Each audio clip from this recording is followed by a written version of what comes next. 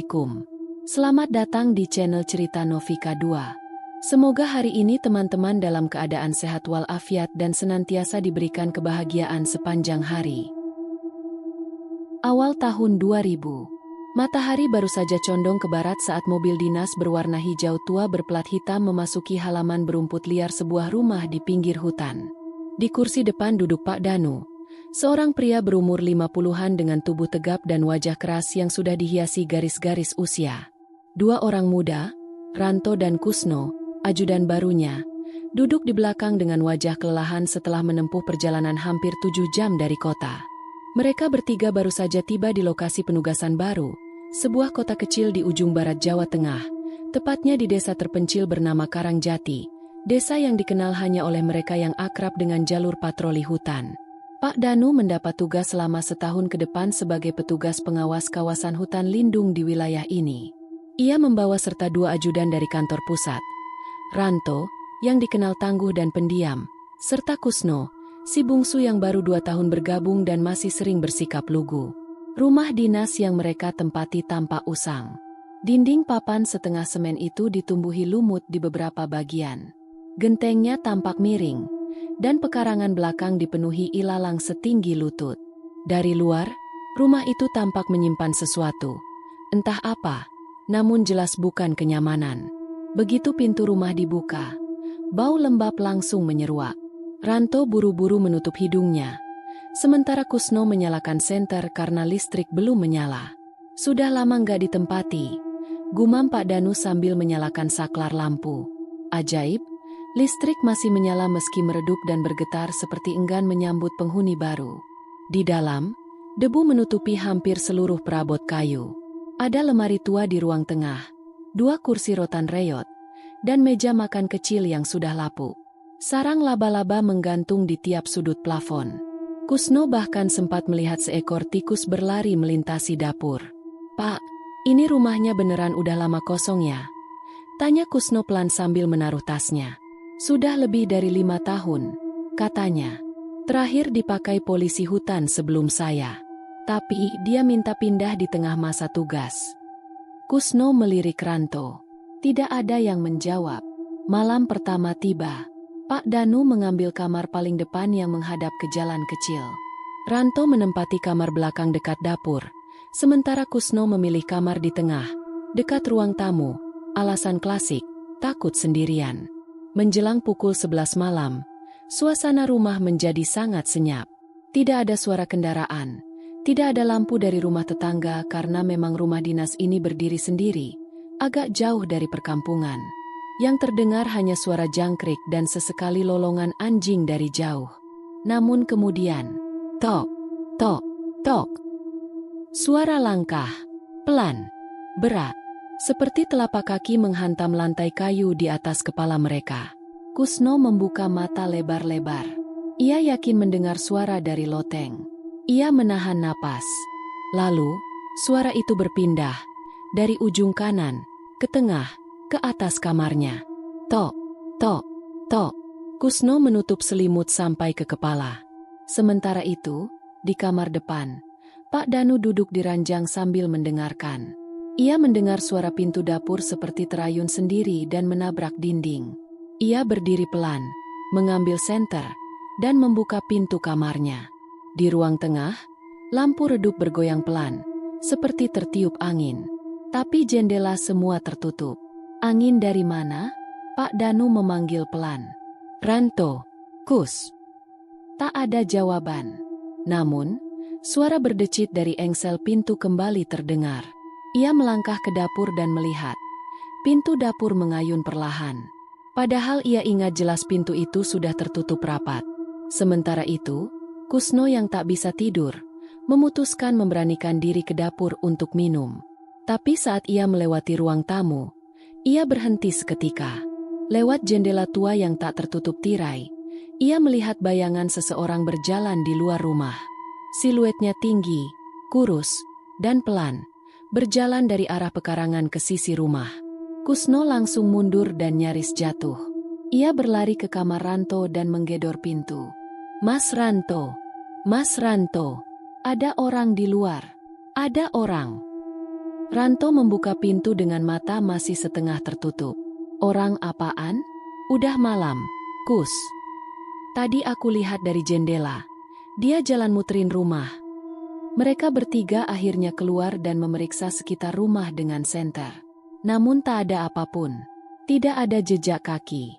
Tidak ada ranting patah. Hanya ilalang dan sunyi. Pak Danu menatap jendela dari luar. Kamu yakin itu orang? Kusno mengangguk. Tapi, tinggi banget, Pak. Lebih tinggi dari pintu rumah. Pak Danu tidak menjawab. Ia hanya menatap rumah dinas itu sejenak sebelum kembali masuk. Besok pagi kita beresin rumah ini. Sekalian cari informasi ke balai hutan. Malam ini, istirahat saja dulu. Tapi malam itu, tidak ada yang benar-benar bisa tidur. Di luar rumah, angin berhembus pelan. Dedaunan bergoyang ringan. Namun di atas plafon, suara langkah itu masih terdengar. Sesekali, seolah seseorang sedang menunggu di atas mereka. Menunggu waktu untuk menunjukkan wajah sebenarnya. Pagi itu, kabut masih menempel di sela-sela batang pohon dan rerumputan ketika Pak Danu, Ranto, dan Kusno memulai patroli pertamanya di kawasan hutan lindung Karang Petir. Hutan ini dikenal sebagai wilayah rawan pembalakan liar, namun juga diselimuti cerita-cerita mistis dari warga sekitar. Dari penampakan wanita berbaju putih di pohon-pohon besar, suara orang tertawa di tengah hutan malam hari, hingga kisah pemburu yang tidak pernah kembali. Pak Danu sudah terlalu kenyang dengan kisah semacam itu. Baginya, tugas adalah tugas, dan mitos hanya mitos. Tapi hari itu, sejak mereka menginjakan kaki di jalur patrolinya yang pertama, suasana langsung terasa berbeda. Ranto yang berjalan di belakang mulai merasakan hal aneh. Hutan itu terlalu sepi. Tidak ada suara burung. Tidak ada jangkrik. Tidak ada dedaunan bergesek. Bahkan, angin pun seperti menahan diri untuk tidak bertiup di antara batang-batang pohon tua yang menjulang ratusan meter. Pak, hutan ini kok kayak mati ya? Gumam Ranto setengah berbisik. Pak Danu tidak menjawab. Ia sedang berhenti di sebuah pohon besar berdiameter lebih dari 2 meter. Ia mengamati batang pohon itu dengan kening berkerut. Kusno mendekat. Ada apa, Pak? Pak Danu menunjuk ke bekas goresan panjang di permukaan batang. Bentuknya tidak seperti goresan gergaji atau parang. Goresan itu dalam, melengkung, dan tingginya lebih dari 2 meter dari tanah. Ini bukan ulah manusia, bisik Pak Danu. Dan kalau ini binatang, tingginya pasti luar biasa. Kusno menelan ludah. Mungkin beruang, Pak? Pak Danu menoleh cepat. Di Jawa Tengah nggak ada beruang segede ini. Ranto melangkah mundur, menatap semak-semak yang bergoyang pelan, padahal tidak ada angin. Ia merasa seperti ada yang memperhatikan mereka dari balik pepohonan. Namun setiap kali ia menyorot senter atau memicingkan mata, hanya keheningan yang menjawab. Perjalanan mereka berlanjut ke dalam. Menurut peta, jalur ini akan berputar setengah lingkaran dan kembali ke titik awal dalam waktu 2 jam. GPS menunjukkan posisi stabil. Tapi semakin mereka masuk, semakin rapat pepohonan dan semakin berat udara yang mereka hirup. Pada satu titik, mereka menemukan bekas jejak kaki yang aneh. Lebarnya 2 kali ukuran kaki manusia. Tidak terlalu dalam, namun pola jari-jarinya terlihat tak biasa, seolah bukan kaki manusia atau hewan yang dikenal.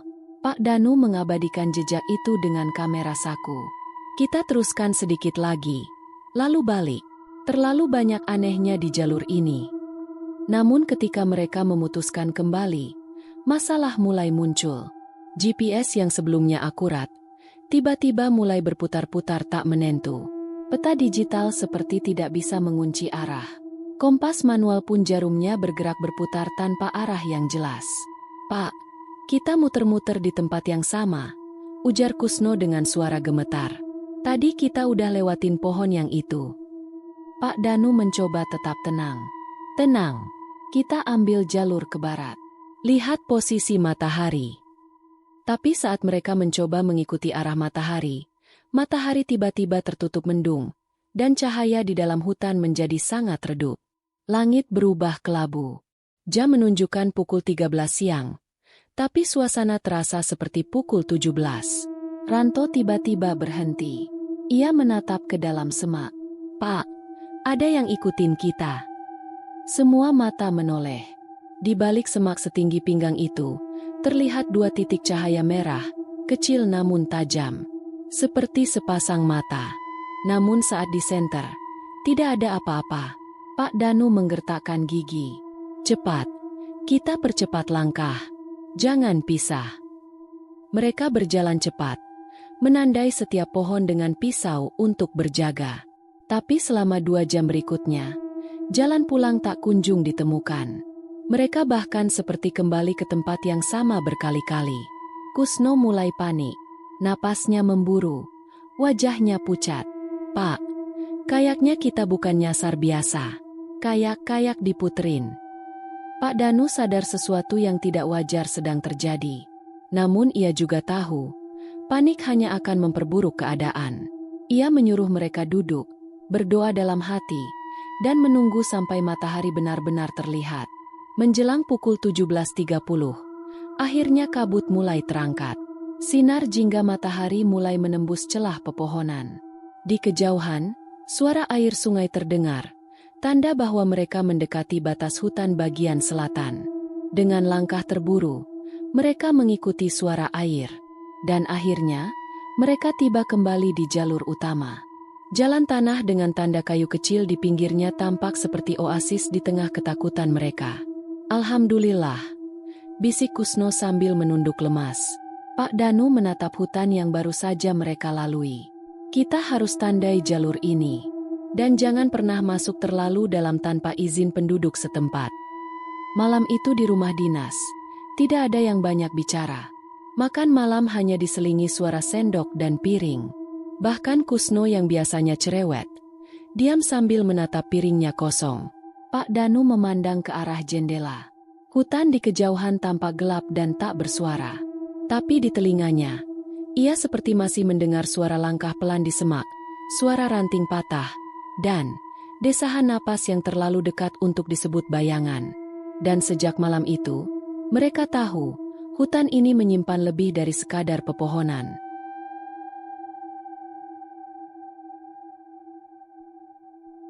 Malam-malam di rumah dinas makin terasa berat. Udara di dalam ruangan tidak lagi hanya lembab, tapi seperti menyimpan beban. Bau apek bercampur kemenyan samar, padahal tak ada yang menyalakan dupa, menyusup ke dalam sela-sela napas setiap penghuni rumah. Pak Danu sudah terbiasa dengan sunyi, namun sunyi di rumah itu terasa berbeda. Ia bukan sekadar senyap, melainkan seperti sedang menguping, mengintai, dan menanti. Gangguan pertama dialami Kusno. Ia yang kamar mandinya tepat berdampingan dengan dapur, mulai sering terbangun di malam hari karena mendengar suara bisikan. Awalnya samar, lalu lama-lama jelas. "Jangan di situ, jangan, jangan." Suara itu bukan suara laki-laki, bukan pula perempuan. Nadanya seperti tercekat, kadang seperti tertawa, tapi tangis di saat yang sama. Suatu malam, Kusno memberanikan diri memeriksa kamar mandi itu. Ia menyalakan senter, membuka pintu perlahan. Lantai basah, padahal tak ada yang menggunakan sejak sore. Air keran menetes satu-satu, dan cermin di atas wastafel berembun. Namun, tidak ada siapa-siapa. Tapi saat ia berbalik menutup pintu, suara bisikan itu kembali terdengar. Kali ini sangat dekat, tepat di telinga kanan. "Kamu yang gantian sekarang." Kusno berteriak dan lari ke kamar, tak tidur hingga fajar. Sementara itu, Ranto mengalami gangguan berbeda. Setiap malam, ia bermimpi berada di tengah hutan yang sama, gelap, sunyi, dan hanya berisi pohon-pohon tinggi tanpa daun. Di antara pepohonan itu, selalu muncul sosok tinggi berwarna hitam. Tak punya wajah, hanya sepasang mata putih terang, bulat, menatap tanpa berkedip dari kejauhan. Sosok itu tak pernah bergerak, hanya berdiri. Tapi setiap kali Ranto memalingkan wajah dan menoleh lagi, sosok itu makin dekat. Sampai suatu malam, sosok itu berdiri tepat di belakangnya, dan membisikkan satu kata, "Pulang." Yang lebih membuat resah, setiap malam, tepat pukul 1.13 WIB, lampu rumah padam. Selalu jam yang sama. Tidak lebih, tidak kurang. Dan ketika lampu mati, selalu ada suara. Seperti kuku mencakar dinding papan, suara langkah lambat di ruang tamu, dan suara seseorang yang berjalan, lalu berhenti, tepat di depan kamar Pak Danu. Pak Danu, yang terbiasa menghadapi orang, pembalak, dan ancaman fisik, mulai merasa berbeda. Ini bukan sesuatu yang bisa ia lawan dengan pentungan atau laporan. Pagi harinya, ia mendatangi kepala dusun.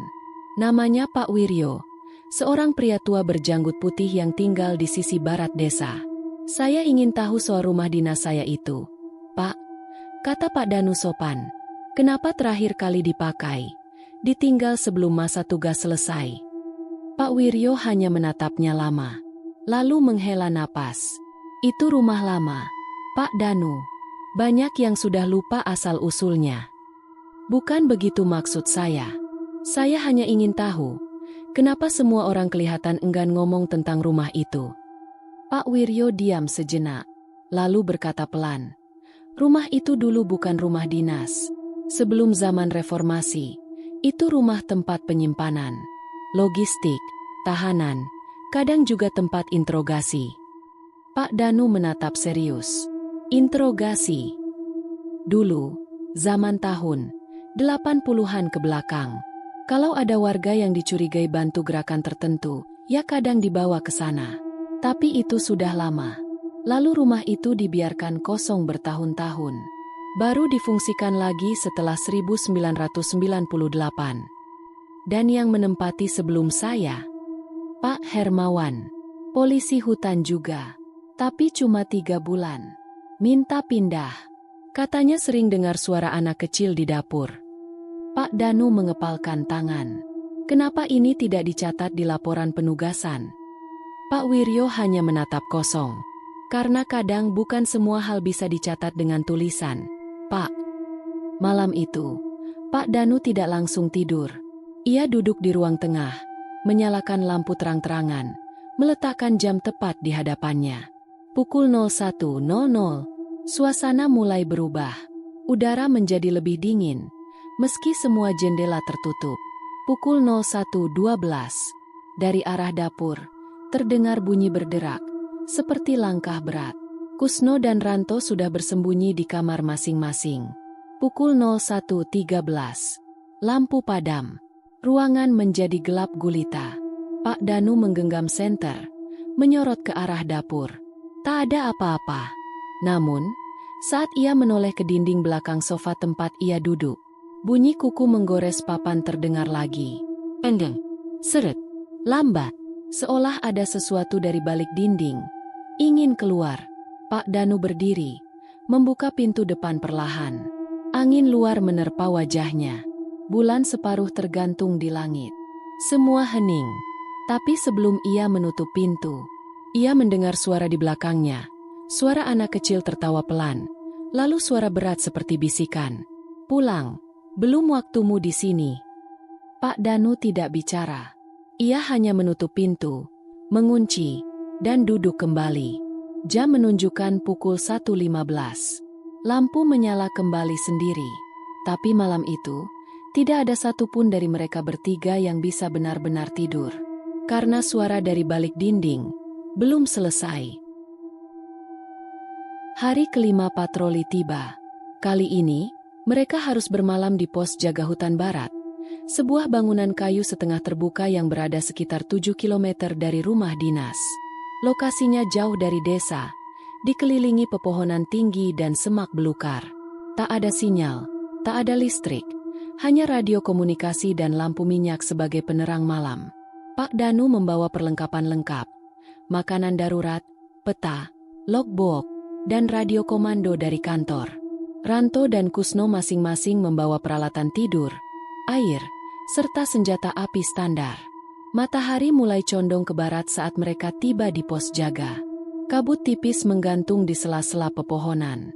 Hening. Hutan seperti menahan napasnya. Menjelang pukul 9 malam, api unggun menyala di depan pos. Mereka duduk dalam diam, Sesekali meminum kopi sachet panas untuk menghangatkan tubuh. Aneh ya. Kusno membuka suara. Biasanya hutan malam kedengaran suara binatang. Ini diam banget.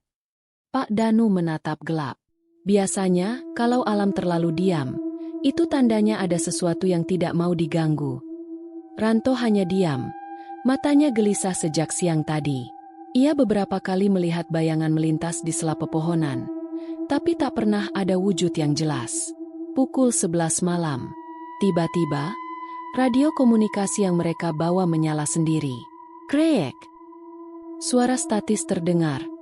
Lalu diikuti suara tawa anak kecil. Tawa itu pelan, namun makin lama makin keras. Lalu tiba-tiba berhenti. Semua membeku. Pak Danu langsung mencabut baterai radio. Tapi meskipun sudah mati, suara tawa itu masih terdengar, pelan dari arah luar pos. Mereka bertiga menoleh bersamaan. Dan di luar ada sosok berdiri. Tidak bergerak. Wajahnya tidak tampak jelas. Namun sorot matanya seperti menembus kegelapan dan menatap langsung ke arah mereka. Makhluk itu tidak melakukan apapun. Hanya berdiri. Menatap. 10 menit. 20 menit. 50 menit. Makhluk itu tidak bergerak sedikit pun. Pak Danu mencoba tetap tenang. Jangan lihat matanya. Jangan bergerak dulu. Jangan ajak bicara. Kusno mulai gemetar. Membaca doa berulang kali. Sementara Ranto hanya diam. Tatapannya kosong. Napasnya pelan. Bibirnya bergerak. Tapi tidak bersuara. Lalu tiba-tiba, ia berdiri. Ranto? Teriak Pak Danu. Tapi Ranto tidak menjawab. Ia berjalan ke dinding dalam pos. Mencabut pisau kecil dari tasnya. Dan mulai menggoreskan sesuatu di papan kayu. Simbol. Simbol aneh. Melingkar. Seperti huruf asing. Dengan garis-garis melengkung dan titik-titik yang terlihat seperti mata. Jarinya berdarah. Tapi ia terus menulis dengan darahnya sendiri. Ranto, hentikan. Pak Danu menahan tubuhnya. Kusno membantu. Memegangi tubuh Ranto yang kini menggigil hebat. Matanya memutih. Mulutnya mulai berkomat-kamit dalam bahasa yang tak mereka kenal. Tiba-tiba, lampu minyak padam sendiri. Semua menjadi gelap. Suara tawa anak kecil terdengar lagi. Kali ini lebih dekat, seperti dari dalam pos. Pak Danu menyalakan senter.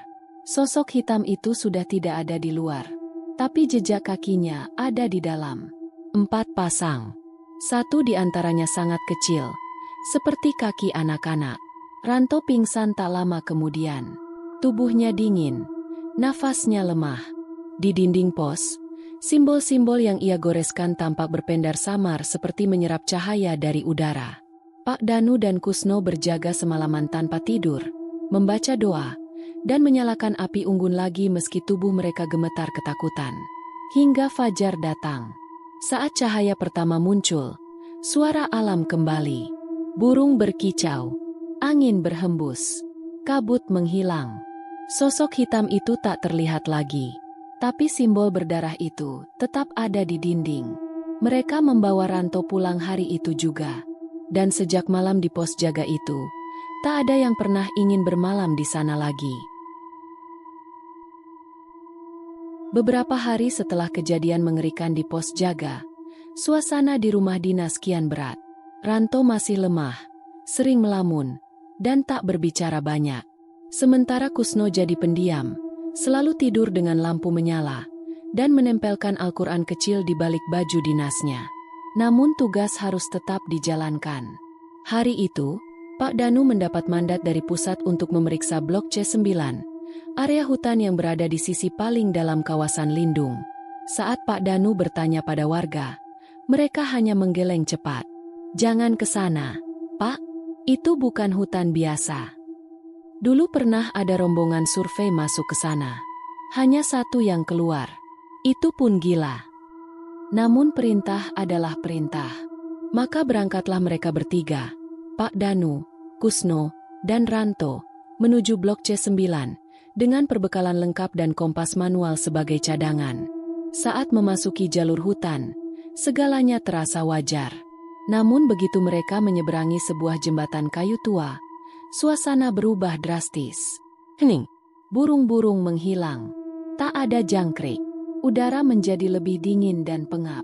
Dan pohon-pohon mulai tampak aneh. Beberapa batang pohon tampak berlubang seperti terbakar dari dalam. Dedaunan menghitam di beberapa titik, meski tidak layu. Di tengah perjalanan, mereka menemukan gundukan tanah segar di bawah pohon tua. Di atasnya, terdapat sesajen, kemenyan kering, sisa bunga melati, dan cermin kecil yang retak.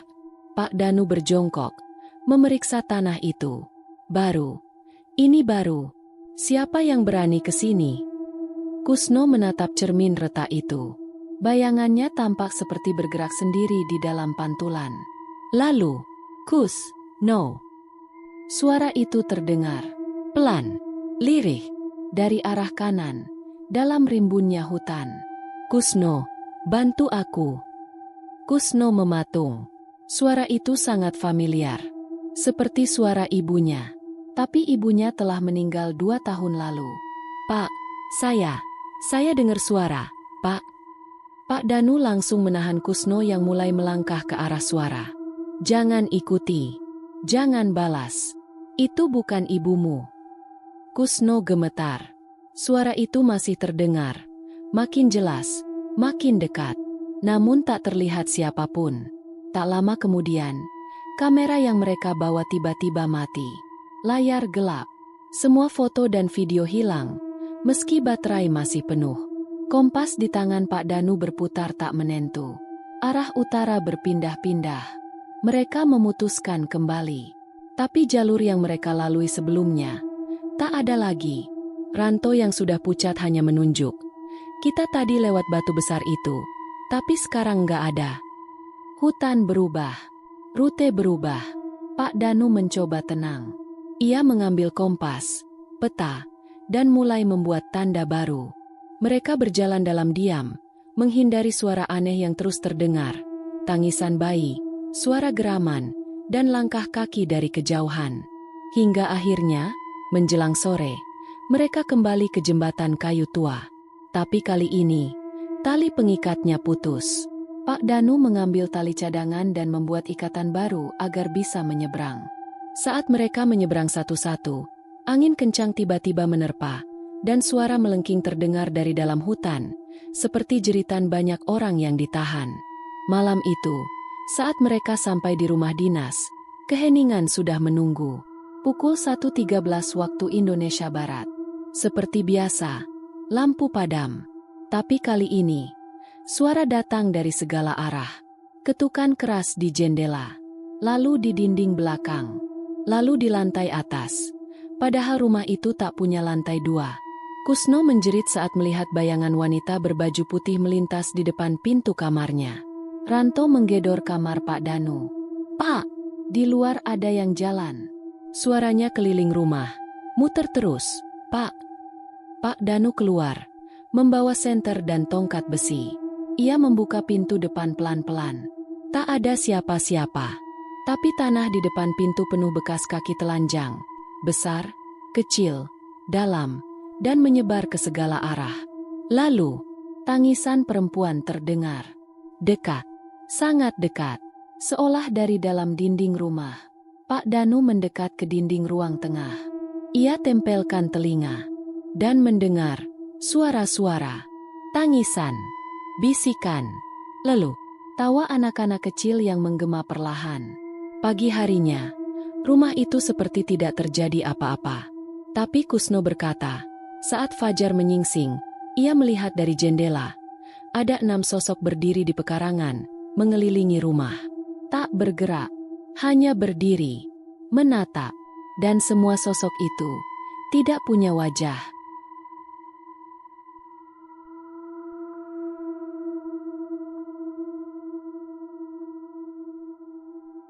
Langit gelap menggantung rendah ketika Pak Danu memutuskan untuk menemui seseorang yang namanya kerap disebut warga desa secara lirih. Mbah Jatmiko, seorang dukun tua yang tinggal di pinggir desa, di balik kebun bambu yang rimbun. Warga bilang, kalau ada gangguan yang tidak bisa dijelaskan, Mbah Jatmiko yang mereka datangi. Bukan hanya karena ia paham tentang yang gaib, tapi karena ia menyimpan banyak cerita masa lalu yang tak semua orang berani ungkap. Pak Danu datang diantar Kusno, dengan hati berat dan kepala penuh pertanyaan. Mbah Jatmiko menerima mereka di beranda rumahnya. Duduk bersila sambil meracik ramuan dari akar-akaran dan dupa kecil yang mengepul dari tempurung kelapa. Matanya tajam, meski keriput menghiasi seluruh wajahnya. Setelah mendengar cerita mereka, Mbah Jatmiko mengangguk pelan. Matanya menatap ke arah hutan di kejauhan. Kalian membuka yang seharusnya tidak dibuka. Pak Danu menegakkan badan. Kami cuma menjalankan tugas. Mbah, tidak ada niat mengganggu. Tapi niat tidak cukup di tempat seperti itu, sahut sang dukun. Hutan yang kalian masuki, dulunya adalah tempat pelarian. Tempat orang-orang sembunyi dari kejaran tentara Belanda dan Jepang. Ia menghela napas. Banyak yang tertangkap, dan tidak semua dibawa ke markas. Sebagian dibantai di hutan. Sebagian dibawa ke rumah yang kini kalian tempati. Kusno tercekat. Rumah dinas kami. Dulunya tempat pembantaian. Tempat eksekusi, kata Mbah Jatmiko. Dulunya itu rumah kepala keamanan Belanda. Di belakang rumah ada sumur tua yang sekarang sudah ditimbun. Disitulah mereka membuang mayat-mayat tahanan lokal yang dianggap pemberontak. Suasana hening sesaat.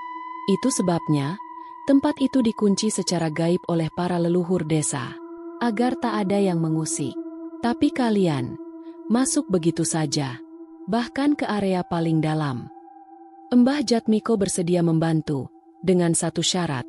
Ritual pemulihan harus dilakukan di rumah dinas itu, karena di sanalah pintu dibuka, dan di sanalah pula harus ditutup. Malam itu, mereka bersiap. Pak Danu, Ranto yang mulai membaik, Kusno, dan 3 warga desa yang ditunjuk sebagai penjaga ikut serta. Mbah Jatmiko membawa dupa, kemenyan, kendi air doa, dan lembaran doa-doa kuno berbahasa Jawa halus. Tepat pukul 23, ritual dimulai. Mbah Jatmiko duduk bersila di ruang tengah rumah dinas, di mana suara-suara paling sering terdengar. 4 lilin diletakkan di 4 penjuru ruangan. Dupa dibakar, aroma menyengat mengisi udara. Doa-doa dilantunkan dengan nada dalam, berat, seperti menembus dimensi lain. Awalnya tenang, namun begitu jam berdentang pukul 00.13, listrik padam seperti biasa, dan perlawanan dimulai. Dinding rumah bergetar keras. Angin menderu lewat celah-celah jendela. Pintu depan menggedor sendiri, seolah ada yang berusaha masuk dengan paksa. Salah satu warga yang ikut, Pak Iwan, tiba-tiba muntah darah dan pingsan. Ranto menjerit karena melihat bayangan tinggi muncul di sudut ruangan. Makhluk hitam bermata putih, sama seperti yang ada di mimpinya. Kusno mulai menangis. Dari dapur terdengar suara air mengalir deras. Padahal semua keran mati. Di atas plafon, suara langkah kaki berlarian cepat. Padahal tidak ada lantai atas. Mbah Jatmiko terus membaca doa keras-keras. Keringat bercucuran dari wajahnya. Lilin satu persatu padam, tinggal satu yang tersisa. Tiba-tiba, semua kaca jendela pecah bersamaan. Pak Danu, air doa, siramkan ke sudut ruangan, teriak Mbah Jatmiko. Pak Danu menggenggam kendi dan menyiram air doa ke arah yang ditunjuk. Saat air menyentuh lantai, terdengar jeritan nyaring, seperti dari puluhan suara, tua, muda, laki-laki, perempuan, yang berlapis jadi satu. Jeritan itu menggetarkan dada, membuat telinga berdenging. Lalu semuanya hening. Angin berhenti, getaran hilang. Lilin terakhir tetap menyala.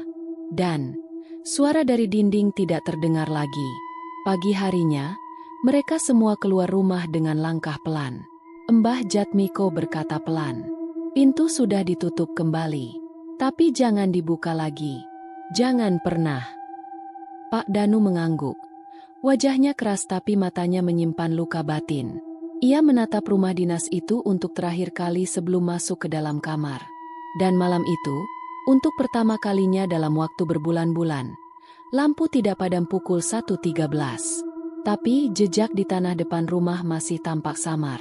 dan dari dalam sumur belakang yang tertimbun tanah, masih tercium bau amis yang belum sepenuhnya pergi. Akhirnya, bulan ke-12 datang. Masa tugas Pak Danu di wilayah hutan Karangpetir resmi berakhir. Hari perpisahan tak dirayakan dengan sukacita. Tak ada tawa lepas atau pelukan hangat. Hanya koper yang diseret pelan, suara sepatu menapak jalanan tanah, dan tatapan diam penuh beban yang tidak pernah bisa diungkapkan dengan kata. Pak Danu, Ranto, dan Kusno naik ke dalam mobil dinas yang menjemput mereka. Ketiganya duduk dalam diam sepanjang perjalanan kembali ke kota.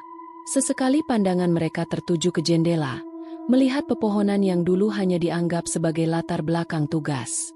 Kini, pepohonan itu menyimpan wajah, suara, nafas. Ranto keluar lebih dulu. Ia tak menoleh ke belakang, tak ada pamit. Beberapa minggu kemudian, terdengar kabar ia pindah kerja ke Kalimantan Timur, bukan di bidang kehutanan, tapi logistik pelabuhan. Ia menolak ditempatkan dekat hutan. Bahkan, kabarnya ia tinggal di apartemen tinggi, jauh dari tanah dan pohon. Kusno memilih jalur berbeda. Ia tetap bekerja sebagai staf administrasi di kantor pusat, tapi setiap ada tawaran penempatan ke daerah, ia menolak mentah-mentah. Saat seseorang menawarinya rumah dinas di wilayah lain, ia hanya menjawab pelan, "Nggak lagi. Rumah kosong itu terlalu ramai buat saya." Ia pindah ke tengah kota, menyewa kamar kecil di lantai 2 rumah seorang pensiunan. Tidak pernah sendirian, selalu di tengah keramaian. Dan Pak Danu kembali ke rutinitas sebagai pejabat lapangan, tapi jiwanya tak lagi sama. Tubuhnya mungkin masih kokoh, namun matanya menyimpan kelelahan yang tak bisa tidur sembuhkan. Di kantor, ia lebih banyak diam, tak lagi banyak bercanda seperti dulu. Ia mulai sering mencatat segala hal di buku laporannya, bukan hanya yang bersifat administratif, tapi juga yang tak kasat mata. Suatu malam, di ruang kerjanya, ia duduk sendiri. Ditemani kopi hitam dan lampu meja redup, ia membuka lembar terakhir buku dinasnya selama di Karangpetir. Tulisannya tenang, rapi, dan padat. Tapi kalimat terakhir yang ia tulis berbeda. Bukan laporan, bukan angka, bukan rekomendasi, melainkan pengakuan. Dengan pulpen hitam dan tulisan tangan khas seorang pria yang tak mudah gentar, ia menulis, "Beberapa hutan tidak butuh penjaga manusia, karena sudah dijaga oleh yang lebih lama, lebih tua, dan tidak suka diganggu." Ia menutup buku itu perlahan, menarik napas panjang, lalu berdiri. Malam di luar jendela sunyi, tapi di dalam kepalanya, semua belum benar-benar hilang. Kadang-kadang, saat terlelap, ia masih bermimpi berada di pos jaga itu, atau mendengar suara air di dapur rumah dinas, atau melihat mata putih dari balik pepohonan. Namun ia tahu, itu bukan trauma, bukan sekadar mimpi buruk. Itu adalah peringatan. Dan ia, Pak Danu, bukan lagi sekadar polisi hutan. Ia adalah saksi bahwa tak semua wilayah di dunia ini bisa dijaga atau dikendalikan. Rumah dinas Karangpetir kini kembali kosong, tertutup semak liar. Beberapa warga sesekali mendengar suara langkah kaki dari dalamnya, meski tak ada siapa-siapa. Dan pada malam-malam tertentu, pukul 1.13 WIB, listrik di rumah-rumah sekitar itu berkedip sebentar. Hanya sebentar. Lalu hening kembali. Seperti ada yang ingin mengingatkan, "Kami belum benar-benar pergi."